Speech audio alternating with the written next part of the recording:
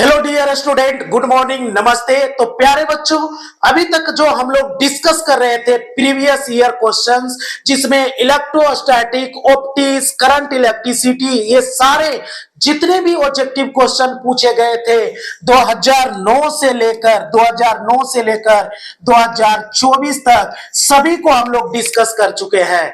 तो अब जो हम लोग डिस्कस करने वाले हैं यूनिट 5, जिसको हम लोग कहते हैं मॉडर्न फिजिक्स, यानी मॉडर्न फिजिक्स में जितने भी क्वेश्चंस 2009 से पूछे गए हैं, एक एक क्वेश्चंस को डिस्कस करने वाले हम लोग हैं। तो अभी तक जो बच्चे जो 2025 में बोर्ड के एग्जाम देने वाले हो, तो अगर नहीं प्रीवियस ईयर क्वेश्चंस किए हो तो आप ब्रिलियंट फिजिक्स एकेडमी के चैनल पे जाके हर टॉपिक वाइज सेपरेट तरीके से आप एक एक क्वेश्चंस को डिस्कस कर सकते हैं।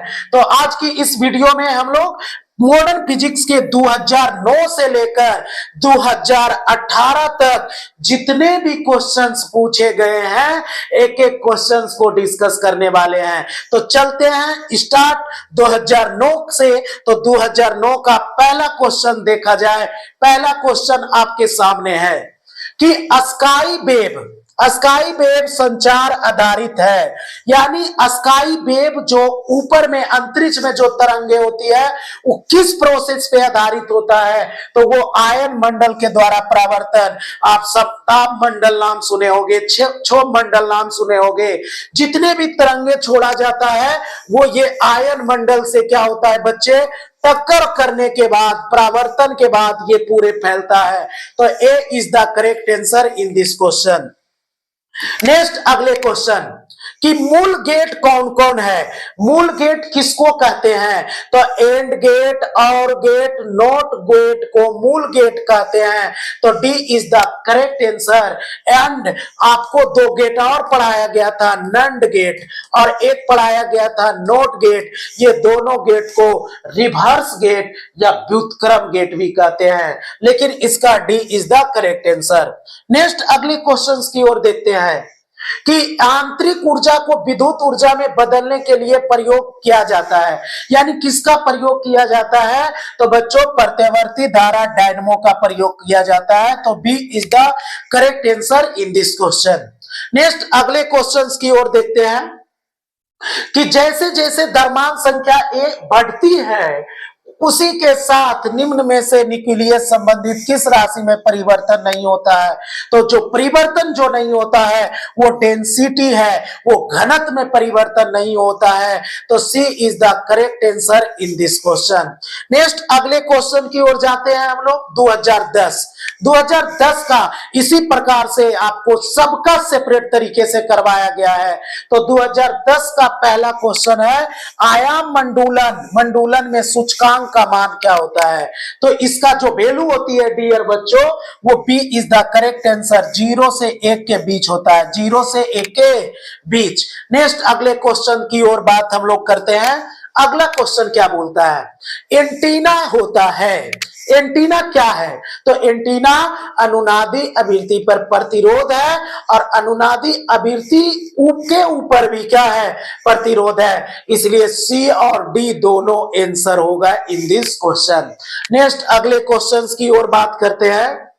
2011 एनपीएन ट्रांजिस्टर में उत्सर्जक, आधार तथा संग्राहक। आपको ट्रांजिस्टर पढ़ाया गया। ये एक ऐसा इलेक्ट्रॉनिक डिवाइस है जिसमें टोटल 3 टर्मिनल होता है, और 3 टर्मिनल में आपको रिलेशन जो बताया गया था IC बराबर IE माइनस क्या होता है?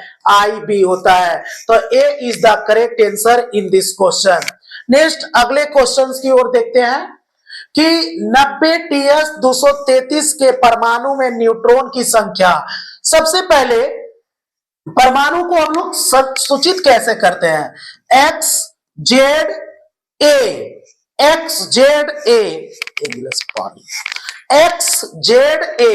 अगर XZA की बात करें तो यहां पे क्या होता है कि ये होता है प्रोटॉन की संख्या, ये होती है प्रोटॉन की संख्या, ये होता है प्रोटॉन प्लस न्यूट्रॉन। तो हमसे पूछा गया है न्यूट्रॉन की। तो अगर ए में से अगर जेड को प्रोटॉन को घटा दी जाए तो आपका क्या बचने वाला है, तो ए में से जेड को घटा दे हम लोग, यानी ए का काम 230 है, तो 230 माइनस 90 यानी फाइनली 140 हो जाएगा। तो B is the correct answer in this question. Next अगले क्वेश्चन की ओर देखते हैं कि निम्नलिखित में कौन सी किरणें विद्युत क्षेत्र द्वारा विक्षेपित नहीं होता है। तो जो विक्षेपित नहीं होता है विद्युत क्षेत्र के द्वारा वो है गामा किरणें। एक और होता है फोटोन। एक कौन होता है, फोटोन। ये भी विद्युत क्षेत्र और चुंबकीय क्षेत्र में विक्षेपित नहीं होती है, लेकिन हमारे पास जो यहाँ पे ऑप्शन है बी जो गामा किरण है, तो गामा किरण भी विद्युत क्षेत्र और चुंबकीय क्षेत्र में विक्षेपित नहीं होता है। नेक्स्ट अगला क्वेश्चन, ये क्वेश्चन रिपीट हो चुका है। अगला क्वेश्चन ये अगले, तो इसका जो आंसर होगा इसका भी होगा 0 और x के बीच होगा। तो C is the correct answer in this question. Next अगले क्वेश्चन की ओर देखते हैं कि दार्शनिक संख्या 25 को द्विआधारी में लिखे। दार्शनिक संख्या 25 को द्विआधारी में अगर लिखने की बात करेंगे तो आपको बताया गया इसको लिखने का कि 25 लेते हैं और इधर रिमाइंडर लिखते हैं, शेषफल लिखते हैं और 2 से डिवाइड करते हैं। तो यहाँ पर 2 से डिवाइड करेंगे तो 24 कटता, लेकिन एक शेष है तो एक रख देंगे। अब बचा 12, तो यहाँ 24 का 12, 2 से तो शेषफल 0, 6, फिर 2 से भाग करेंगे तो शेषफल 0, फिर यहाँ बचा 3, 2 से लगाएंगे तो शेषफल 1, तो 2 से 1 पूरा। तो यहाँ पर जो आंसर नीचे से ऊपर की क्रम में लिखते हैं तो 1 1 0 0 1। देख लेते हैं कौन सा है, तो C is the correct answer in this question. Next अगले क्वेश्चंस की ओर देखते हैं कि हाइड्रोजन स्पेक्ट्रम की कौन सी श्रेणी दृश्य भाग में पड़ती है, तो वो है बामर श्रेणी। बामर श्रेणी में जो होता है वो विजुअल होता है, वो दृश्य होता है। तो B is the correct answer in this question. Next अगले क्वेश्चन 2015 में अब जितने भी क्वेश्चंस पूछे गए हैं एक एक क्वेश्चंस को डिस्कस करने वाले हैं। तो बच्चों आप बोर्ड की तैयारी बेहतरीन तरीके से करिए, हम आपके साथ एक एक चीजों को डिस्कस करने के लिए तैयार हैं। तो पहला नोर गेट, तो नोर गेट जो बना है बच्चा वो 2 गेट से बना है, एक और gate plus not gate. Not gate तो और का इक्वेशन क्या होता है, और का होता है a प्लस बी बराबर 22 और नोट का मतलब इसके ऊपर लगा देंगे बार विपरीत। तो देख लेते हैं आंसर कौन हो जाएगा, a प्लस बी, और D is the correct answer in this question. Next अगले क्वेश्चन, इलेक्ट्रॉन वोल्ट के द्वारा किसको मापा जाता है। कई बार रिपीट ये क्वेश्चंस है, तो इलेक्ट्रॉन वोल्ट के द्वारा ऊर्जा को मापा जाता है। D is the correct answer in this question. Next अगले क्वेश्चंस की ओर देखते हैं कि ताप बढ़ाने के साथ अर्धचालक का प्रतिरोध क्या होता है। क्वेश्चन नंबर 15, ये भी कई बार रिपीट क्वेश्चन है, तो ये क्या होता है, घटता है। तो B is the correct answer. Next अगले क्वेश्चन, टीवी प्रसारण के लिए किस आवृत्ति परास का, तो 30 मेगाहर्ट्ज से 300 मेगा 30 मेगाहर्ट्ज से 300 मेगाहर्ट्ज का प्रयोग किया जाता है। याद रखोगे तो C is the correct answer in this question. Next अगले क्वेश्चंस की ओर हम लोग जाते हैं 2016। तो 2016 में जितने भी क्वेश्चंस पूछे गए 1 बाय 1 करके डिस्कस करते हैं। बीटा किरणें विक्षेपित होती है गुरुत्वाकर्षण क्षेत्र में, केवल विद्युत क्षेत्र में, केवल चुंबकीय क्षेत्र में, बी और सी दोनों। तो डी इज द करेक्ट, क्योंकि बीटा किरण एक तरह सा, एक बीटा किरण जो होता है बच्चे, ये चार्ज एक तरह से है और ये विद्युत क्षेत्र में और ये चुंबकीय क्षेत्र दोनों में विक्षेपित होगा, इसलिए बी और C is the correct answer in this question. Next अगले क्वेश्चन की बात करें कि लेमडा तरंग दैर्घ्य वाले फोटोन की ऊर्जा कितना होता है। कई बार रिपीट क्वेश्चन है।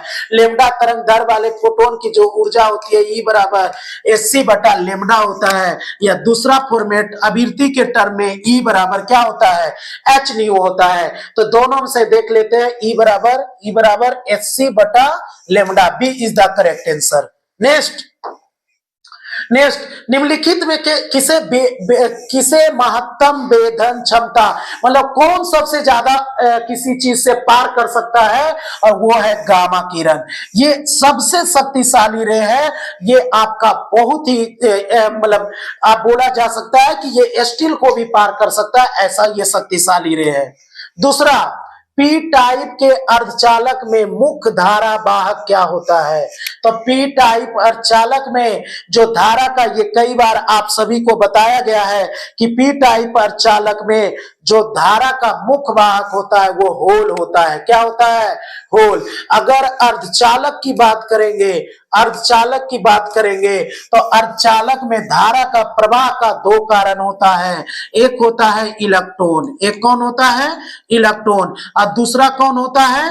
होल। कौन होता है? दो प्रकार का अर्धचालक होता है, एन टाइप और कौन होता है?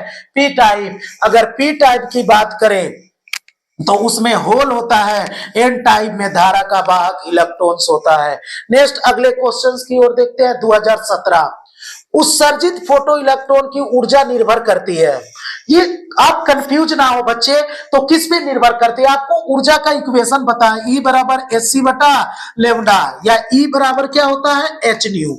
अब देख लेते हैं, ऊर्जा जो है तरंगदैर्घ्य पर निर्भर करता है, ऊर्जा जो है आवृत्ति पर निर्भर करता है।